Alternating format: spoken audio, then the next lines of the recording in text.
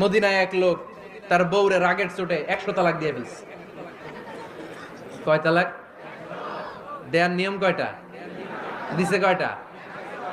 এবার স্ত্রী কাঁদতে কাঁদতে এসে বলে, আমিরুল মুমিনিন দেখেন, আমার স্বামী আমারে রেগে মেগে 100 তালাক দিছে। ওমর ফারুক বললেন, দইরা নিয়ে আয় এটারে। নিয়ে আসা হলো। ওমর ফারুক বললেন, কয়টা তালাক দিয়েছো? কয় 100টা। কেন দিছো? কয় মাথা গরম আছিল। এরকম আছে না? তালাক দেওয়ার সময় সব তালাক, তুই তালাক, তোর মা তালাক, তোর বোন তালাক, সব তালাক। তালাক দিবে ওয়াইফ রে, দিতেছে সবাই রে। তোমারে ফারুক বললেন, দিবে 3টা, 100টা দিলা কেন? কয় মেজাজ গরম ছিল। কয় দাঁড়া, আত-তালাকু মিন শাআইরিল্লাহ, তালাক হচ্ছে আল্লাহর দেয়া বিধানের একটা নিদর্শন। এটা নিয়ে তুই খামখেয়ালি করলি।